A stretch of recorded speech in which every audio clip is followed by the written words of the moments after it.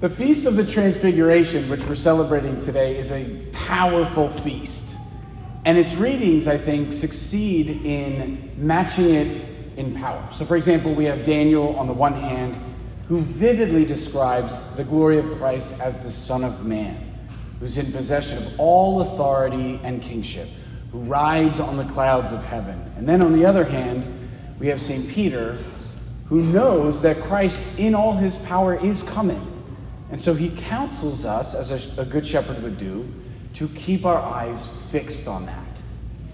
You do well, he says, to be attentive to it as to a lamp shining in a dark place until day dawns and the morning star rises in your heart.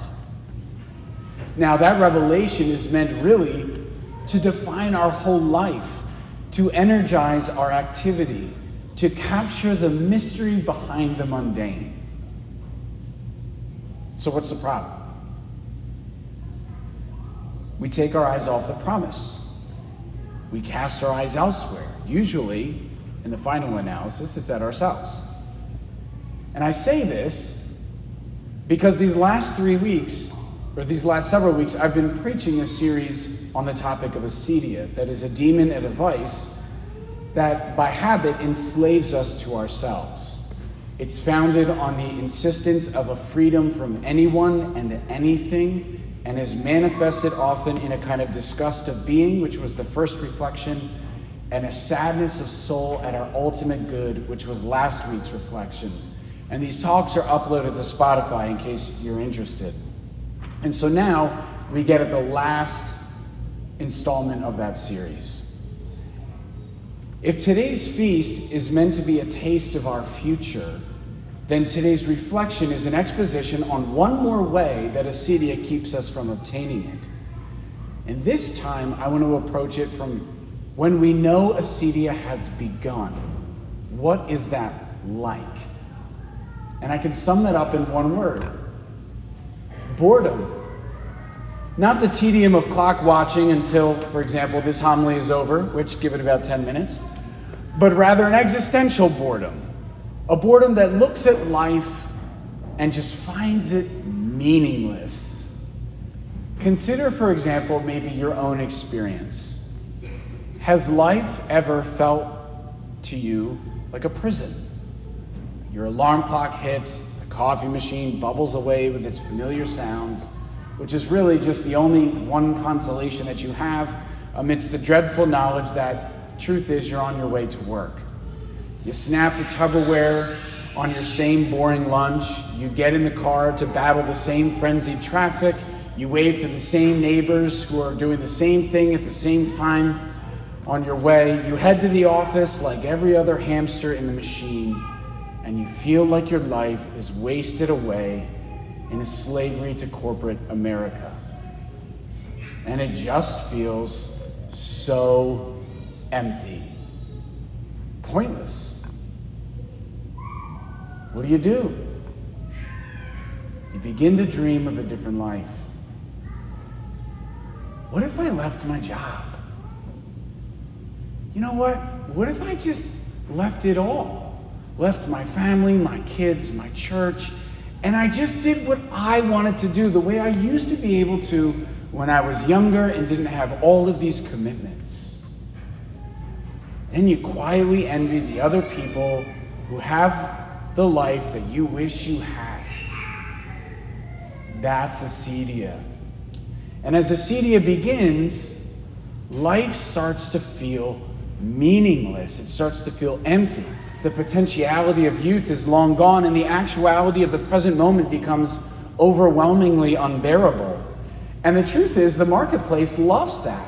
Companies spend billions of dollars tapping into your dissatisfaction with your life, with yourself.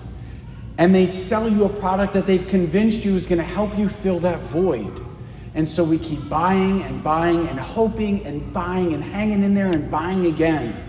It's how social media thrives. Hence the dawn of doom scrolling, when people just endlessly scroll through their feeds like a mouse going for that dopamine hit, hoping for some relief from the tedium of the unbearable present moment and the existential crisis you find yourself in. And it gets worse. With this boredom is a kind of nihilism that declares not just my situation, but nothing has meaning. Nothing matters. And that kind of apathy is so characteristic of our culture, even in little ways. Think of our culture for a moment, how we continue to strip ourselves of formalities that used to be important, but now, all under the guise of it doesn't matter, like wearing uniforms at work. I remember, and I thought it was the coolest thing of all time, when Apple, as a company, transitioned their business model into everybody just wearing jeans and a t-shirt, super cash. And you would start seeing their representations on their commercials dressed in the same way. And then you'd start seeing their employees looking like that in the store. And that trend caught like wildfire. We all thought, that's so cool, it's not stuffy. But now, when everything is casual, I find myself actually appreciating and longing for going back to some of those formalities. We've even changed formalities in our relationships, like in our family, referring to relatives like our aunts and uncles just by their first names. Why? Because it doesn't matter. It doesn't matter. Who cares? That same spiritual malady infects the church. Father Richard Heilman says, for more than 50 years, we have been peddling a weak and watered-down religion, a religion that denies the power of God, a religion of activism that seems to abhor the call to advance in the spiritual life. It almost seems like the proponents of this modern-day Catholic religion were and are themselves plagued with acedia. Some even militate against a restoration of sacred beauty and sacred worship, because none of it matters.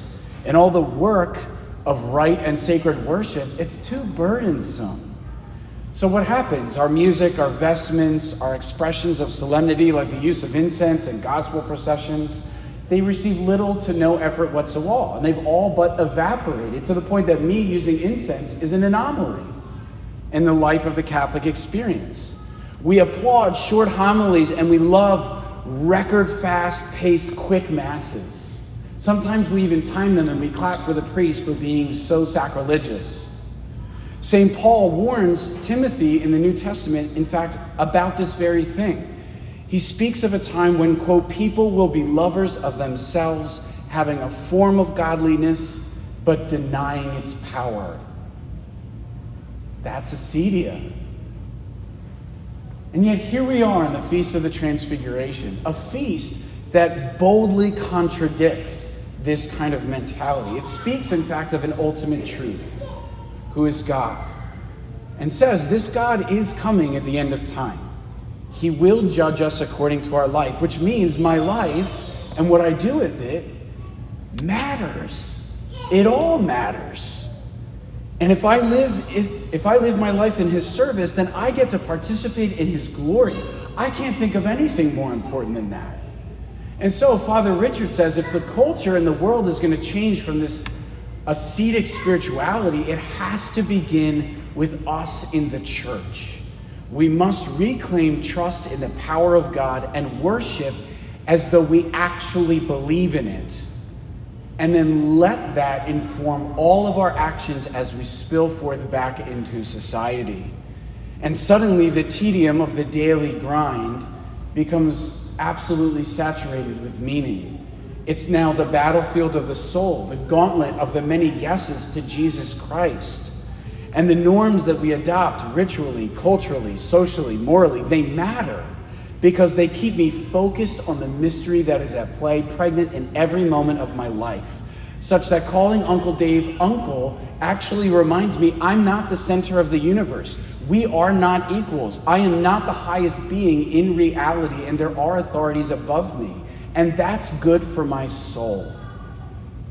Because the King of Glory will come riding on the clouds of heaven. And you know what? That king isn't me.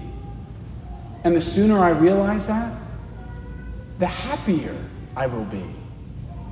And the freer all of us will be.